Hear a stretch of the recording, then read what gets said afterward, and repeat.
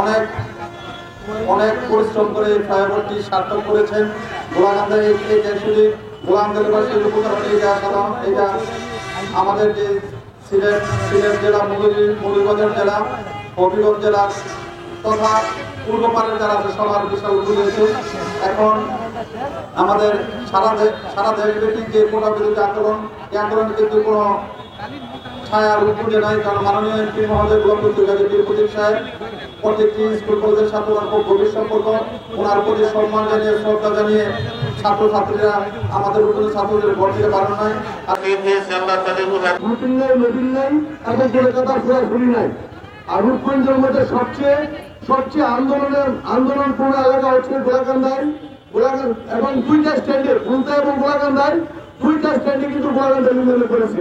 এখানে ঢাকা সিলেট মহাসড়ক আমাদের মদনপুর থেকে পদ্মা সেতু পর্যন্ত রাস্তা ক্রস করেছে। কিন্তু একমাত্র আমি মনে করি বাংলাদেশের মধ্যে গোলাম দস্তগীর কাছে বীর প্রতীকের রূপগঞ্জ উপজেলায় কোনো বিশৃঙ্খলা সংঘটিত হয় নাই। একমাত্র রূপগঞ্জের ব্যতিক্রম, রূপগঞ্জের কোন ছেলেমেয়েরা, কোন শিক্ষা প্রতিষ্ঠানের কোন ছেলেমেয়েরা গোলাম দস্তগীর কাছে উন্নয়নের দিকে এবং উনি কথা কাজে বিশ্বাসী, এর প্রতি শ্রদ্ধা রেখে তারা সবাই যার যার অবস্থান থেকে তারা তাদের আন্দোলনকে নিষ্ক্রিয় ছিল।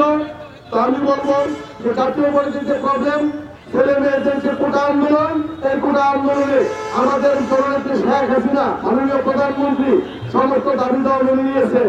কিন্তু এই কোটা আন্দোলনে এই কোমলমতি শিক্ষার্থীদের সামনে রেখে কিন্তু কুচক্রী মহল, জামাত, বিএনপি তারা ষড়যন্ত্র করে বিভিন্ন সময় ধ্বংসাত্মক কার্যকলাপ চালাচ্ছে। আমরা সদা সতর্ক থাকবো, আমাদের সন্তানরা যেন সুশিক্ষায় শিক্ষিত হয়, আমাদের সন্তানরা যেন আমাদের বাসা বাড়িতে অবস্থান করে প্রতিবাদ করুক। তারা যদি ছাত্ররা প্রতিবাদ করবে অসংখ্যের কিছু নয়।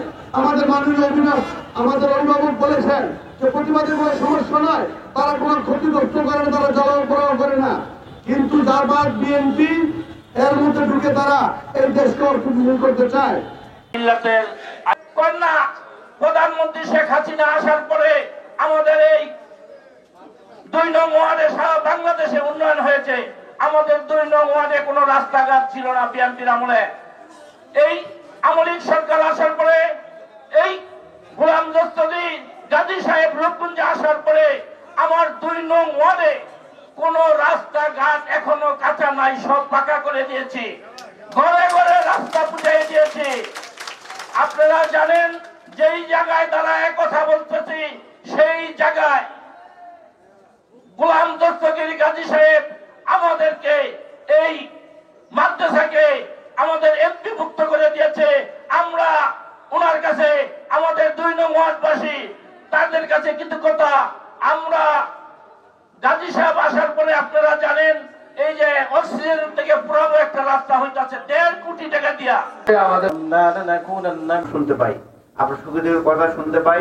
আমাদের মেম্বার সাহেব বাচ্চু ভাই যে বলেছেন আপনার যে উন্নয়নটা হয়েছে, আসলে আমি আগে যখন আসতাম এখানে আমি গাড়ি নিয়ে কোনোদিন যেতে পারতাম, হয় হেঁটে যেতে হয়েছে না মোটরসাইকেল দিয়ে যেতে হয়েছে, কোনোদিন আমি গাড়িতে যেতে পারতাম না। আজকে কি উন্নয়ন দেখেছেন, আমি এই রাস্তায় অনেকবার এসেছি, কিন্তু আজকে যে উন্নয়ন হয়েছে, উন্নয়নের উপরে উন্নয়ন কে করছে? বঙ্গবন্ধু কন্যা জননেত্রী শেখ হাসিনা আমাদের এই উন্নয়নগুলো এনে দিয়েছেন। সুতরাং আজকে বঙ্গবন্ধু ছিলেন বলেই আজ দেশ স্বাধীন হয়েছে এবং বঙ্গবন্ধু কন্যা আছেন বলেই আমাদের উন্নয়নগুলি হয়েছে। সুতরাং আমাদের সবকিছুকে স্মরণ করতে হবে কাকে যে উন্নয়ন। আমরা হলাম উন্নয়নের সরকার, উন্নয়ন চাই দেশে। আপনারা ভোট দিয়েছেন, নৌকা মার্কাকে ভোট দিয়েছেন, কি জন্য ভোট দিয়েছেন? আপনারা যাতে সুযোগ সুবিধা, সরকারের সমস্ত সুযোগ সুবিধাগুলি আপনারা পান, সেই জন্য এই আপনারা ভোট দিয়েছেন। আজকে দেখেন প্রাইমারি স্কুল, সেটা টিনের স্কুল ছিল, আমি ওখানে খালি পানি পড়তো। আজকে কি সুন্দর ভবন আপনারা দেখতে পাচ্ছেন। আজকে এই মাদ্রাসাটি অবহেলিত ছিল, টিচারদের মাইনে দেওয়ার কোনো সমস্যা ছিল।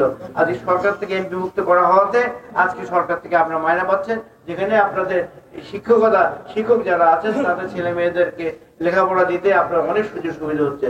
সুতরাং আজকে আমি বলবো বাংলাদেশে আমাদের রূপগঞ্জে যতগুলি স্কুল কলেজ মাদ্রাসা আছে সবগুলিতে কিন্তু ভবন দিয়েছি। শুধু একটি আপনারা অনেক পরে এমপি মুক্ত হয়েছেন বলেই আরেকটি হলো না,